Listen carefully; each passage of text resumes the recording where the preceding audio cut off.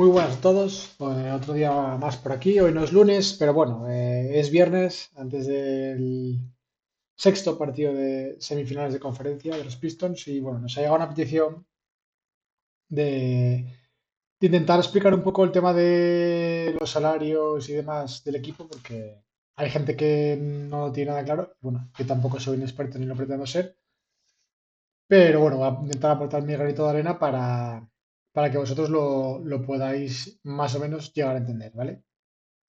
Os he preparado aquí una presentación, el vídeo va a ser un pelín largo, igual nos llegamos hasta los 30 minutillos, así que bueno, a quien le apetezca conocer un poquito más, pues se puede quedar tranquilamente, ¿vale? Bueno, voy a intentar explicaros el tema de los salarios como si estuviésemos en un ascensor, ¿vale? Hay diferentes tipos de pisos y dependiendo en el piso en el que te encuentres, tienes unas ventajas o no las tienes, o tienes unos inconvenientes. Cuanto más abajo estés, entre comillas, porque ahora vamos a ver el primer caso, más ventajas tienes, ¿vale? Podríamos decir que el subsótano es el salario floor, ¿vale? Que hay un salario mínimo para poder gastar en la NBA. Más adelante veremos de cuánto se trata. Luego hay una especie de planta baja, que es como el espacio salarial que tienes para llegar hasta el primer piso, que es salary cap. Ahí lo vemos, de 165 mil, es decir, el espacio entre 148 y 165, ¿vale? Que es la zona donde el equipo tiene dinero limpio para gastar. Luego ya entraríamos en el salary cap, que va de los 165 hasta los 200, 200,9. Y luego tendríamos el luxury cap, que va desde los 201 hasta los 208,9. El free apron, que va desde los 209 hasta los 221,9. Y el second apron, que va de los 222 en adelante, ¿vale? Hasta aquí sencillo, creo.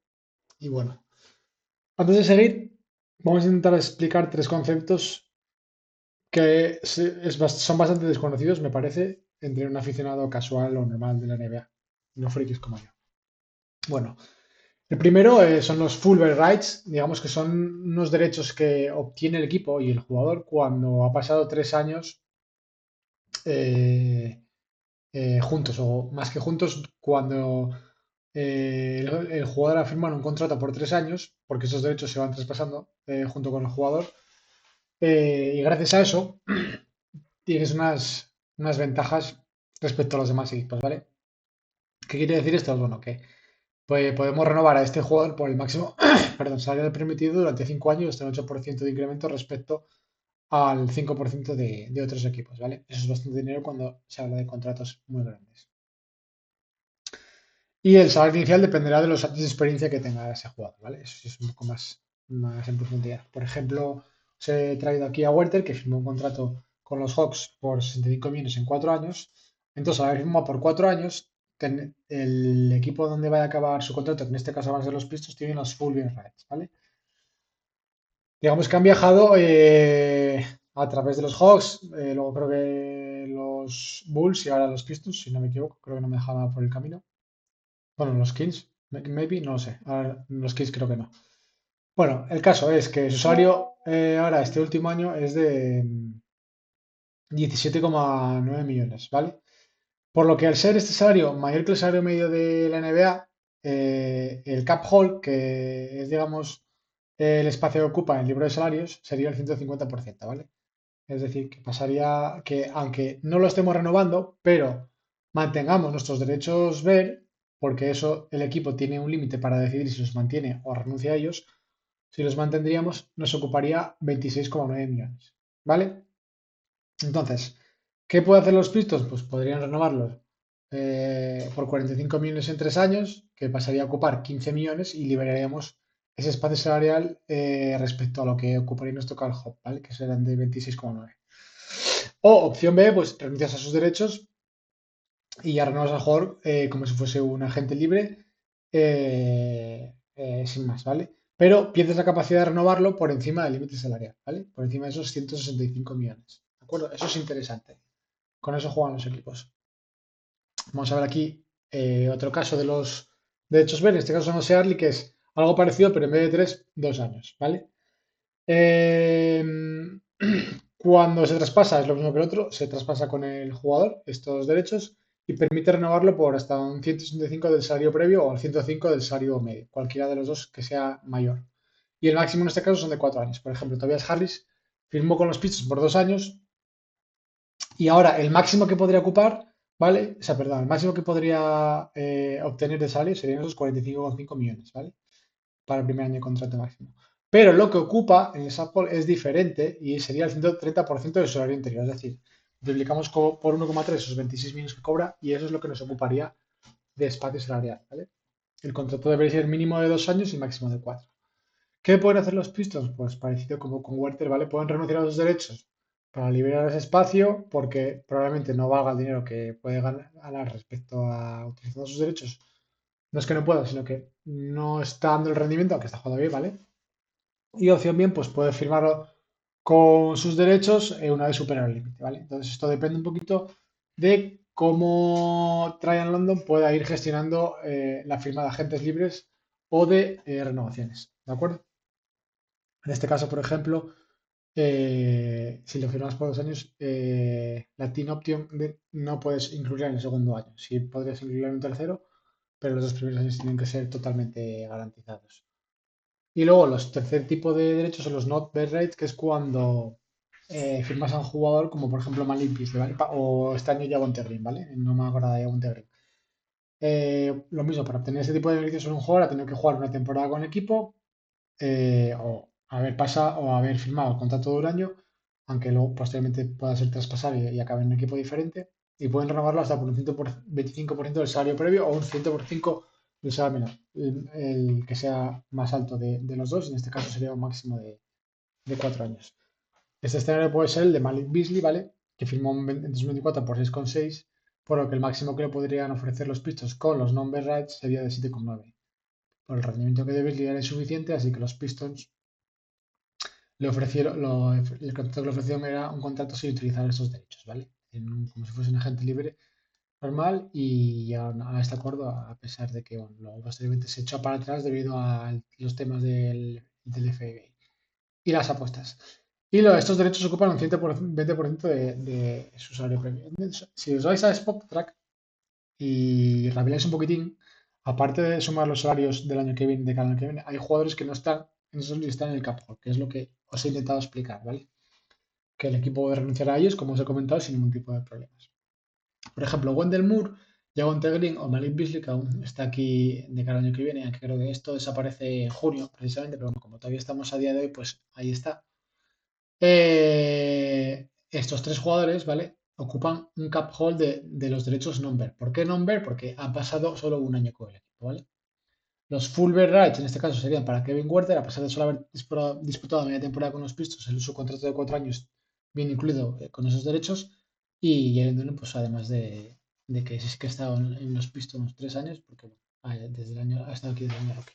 En el caso de Tobias Harris, por ejemplo, son los early bird. Bueno, como veis aquí son unos 40.000, yo os había dicho algo parecido, si no me equivoco, vamos a ir para atrás. ¿Cuántos había dicho yo? 45 33,8, bueno, pues parecido. Y, o sea, imagino que habrá datos actualizados respecto al último convenio. Y Malik Beasley, pues eso, lo que os decía, 7,2 millones, ¿vale? Que es lo que ocupa. No que es lo que ocupa y otro es lo que pueda llegar a ganar. Más conceptos clave para seguir entendiendo un poquito esto, antes de llegar a los diferentes escenarios. Cuando un jugador haga contrato puede ser o agente libre sin restricciones o agente libre restringido. Sin restricciones, pues como su propio nombre indica, puede firmar con cualquier equipo y su último equipo no tiene ningún tipo de derecho sobre él, ¿vale? Mientras que los restringidos, el último equipo para el que ha jugado, pues tiene un derecho de tanteo si se le ha extendido la qualifying offer, ¿vale? Ahí abajo veis que la qualifying offer es una oferta contractual por un año totalmente garantizado que el equipo puede ofrecer a su agente libre restringido antes del inicio del mercado para posteriormente tener el derecho a igual cualquier oferta externa que le llegue, ¿vale? Entonces, si por ejemplo ya el Enduren, bueno, vamos antes de hablar de poner un ejemplo.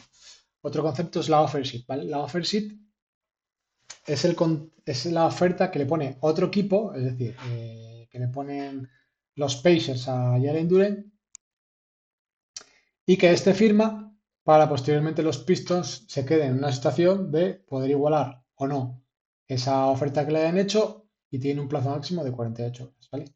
Pues si el equipo, si en este caso los Pistons lo igualan, pues el jugador se tiene que quedar en Detroit y si los Pistons no lo igualan, pues el jugador se va bajo esas condiciones a los Pacers, ¿vale? Esa offer sheet sí debe ser mínimo de 2 años y el jugador solo puede firmar una offer sheet a la vez, no puede traer más de una offer sheet. Y bueno, pues lo que os comentaba, una vez que se emite la qualifying offer y el jugador la acepta, bueno, juega por ese salario es un poco entre comillas porque eso pasaría en el caso de que llegamos al extremo de que llega el 1 de octubre, la qualifying offer expira, aunque creo que hay una especie de prórroga, y si expira y no hay ningún acuerdo y no ha llegado ninguna offer sheet, pues ocurriría que jugaría un año por la qualifying offer, en este caso nos pasó con Greg Monroe, acordaros. Luego, bueno, se ha puesto ahí lo de la maximum qualifying offer es, bueno, para estrellas de contrato rookie, pues eh, hacen ese tipo de qualifying offer para que sea más difícil que llegue cualquier tipo de oferta. En este caso, creo que pasó con Cunningham, pero no estoy 100% seguro. Y bueno, lo que os trataba de poner como un ejemplo, ¿vale? Termina su cuarto año novato y como no se ha llegado a una extensión previa, que se podía haber llegado, pero no se ha llegado porque se ha reportado que el año pasado creo que rechazaron los agentes en torno a 35 millones al año. Entonces, probablemente los Pistons le extiendan su qualifying offer de 9,6 millones y gracias a eso, pues tienen derecho a jugar cualquier tipo de contrato que otro equipo le ofrezca a Jalen Duren, si es que quieren quedárselo. Si no llega ninguna oferta y no se llega a ningún acuerdo Duren Detroit, pues este podría jugar por ese dinero de la qualifying offer, por esos 9,6 millones un año, pero el año que viene sería agente libre sin ningún tipo de restricciones y podría firmar con el equipo que quisiera. Esto no suele ser habitual porque significa e implica que el jugador pierde mucho dinero, ¿vale? Recordar el aumento del 8% y 5% en esos contratos tan grandes, pues hacen que pierdas mucho dinero a la larga. Y luego, el máximo que se le podría ofrecer a Jalen Duren, a estos números cogerlos un poco con pinzas, ¿vale? Son aproximados, sería de en torno a 287 millones en 5 años, si es solo NBA y si no, pues 239 en 5. Creo que se ha reportado que pedía en torno a 200 o 210 en 5 años. Lo último que ha reportado, aunque bueno, para mí Brett Siegel no es un periodista de confianza. Y una cosa es la qualifying offer, ¿vale? Y otra cosa es el cap hold, que es lo que ocupa, ¿vale? Lo que ocupa antes de que firmes un nuevo contrato es de 19,4 millones, ¿vale? Como hemos visto anteriormente. Es barato, entre comillas, comparado con su presumible nuevo contrato, aunque bueno, ahí os he puesto 40, pero viéndolo visto probablemente sea menos.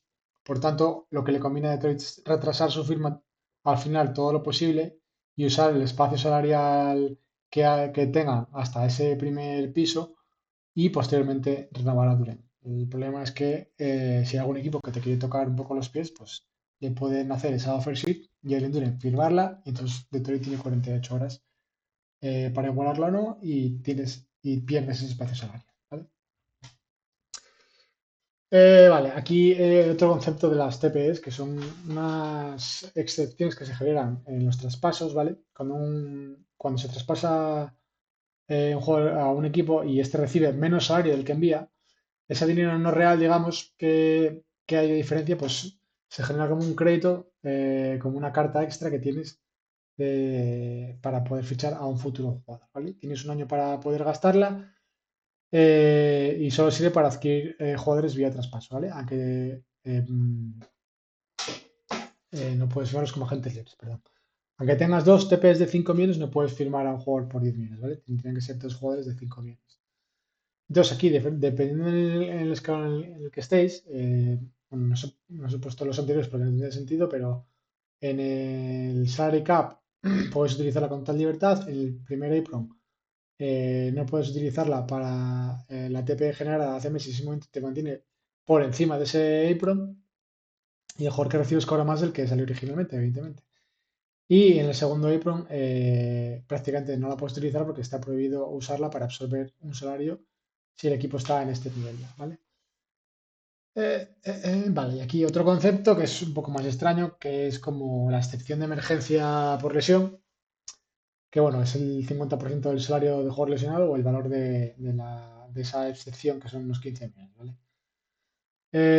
Bueno, tiene que ir un médico a certificar que que la lesión del jugador es para un año entero y que no puede jugar hasta esa fecha aprox. Puedes utilizarla para firmar a un agente libre por un año o adquirida a un jugador bajo un trade, ¿vale? Un traspaso. O también para reclamar a alguien de los famosos waivers, que bueno, vamos a dejarlo así, no voy a extenderme en esa explicación que igual es demasiado engorrosa. Y luego, bajo el Luxury Cap, que es por debajo de 221, es una herramienta excelente para parchar la plantilla, ¿vale? Porque no pierdes ninguna de las otras instrucciones de las que dispones, pero en el primer y segundo EPROM,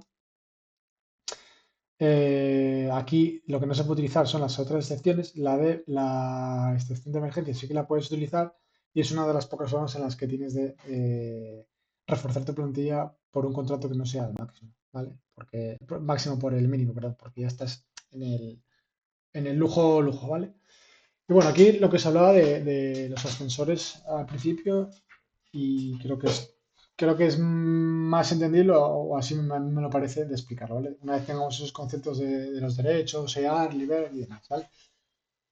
Entonces, el salary floor vamos a decir que es la barrera que está de los 148 millones estipulados para 2016 por debajo, ¿vale? Es decir, el convenio te obliga a hacer el 90% y llegar ahí el primer día de la temporada regular. Si al terminar la temporada regular el equipo no alcanza ese 90%, el propietario debe pagar la diferencia y se reparte entre los jugadores, ¿vale? Que ha formado parte de la plantilla. Luego, si te encuentras en este tipo de piso, por decirlo de alguna manera, pues pierdes el derecho a la repartición del lujo, ¿vale? Los jugadores que están en los pisos que son lujo y que pagan un extra por cada dólar, luego eso se reparte entre los que no están ahí y si tú estás en el salario floor, es decir, por debajo, 148 por debajo, pues pierdes ese derecho, ¿vale?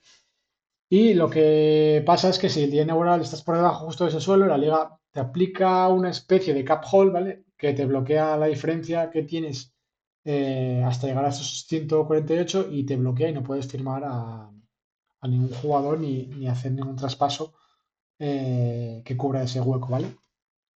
Es un poco una penalización. Luego el cap space, ¿vale?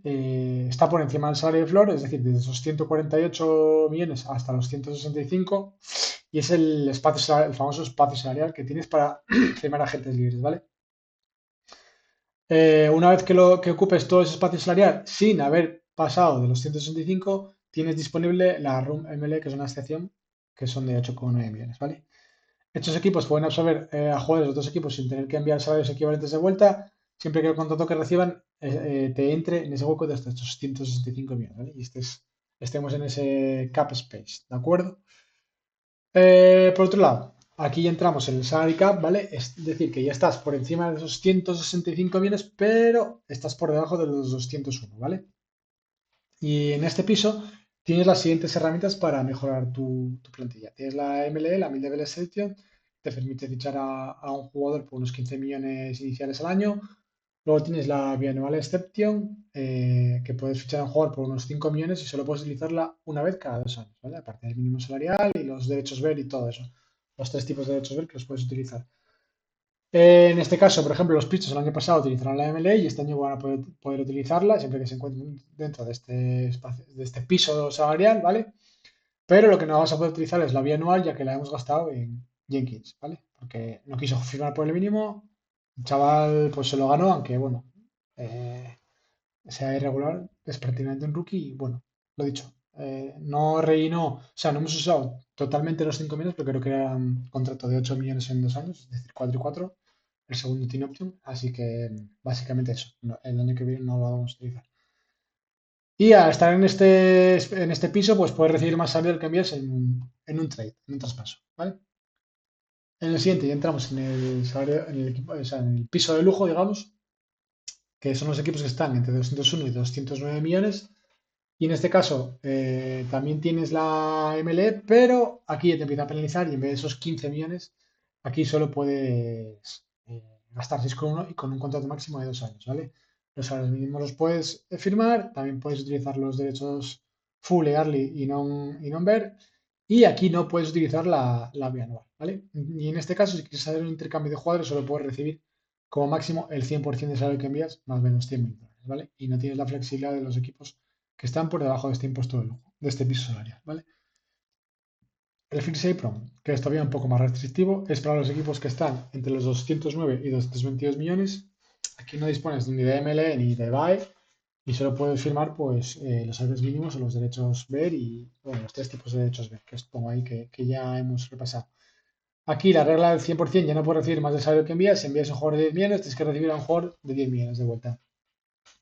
Esto de la prohibición de buyout significa que no puedes fichar a un jugador que haya sido cortado por otro equipo, ¿vale?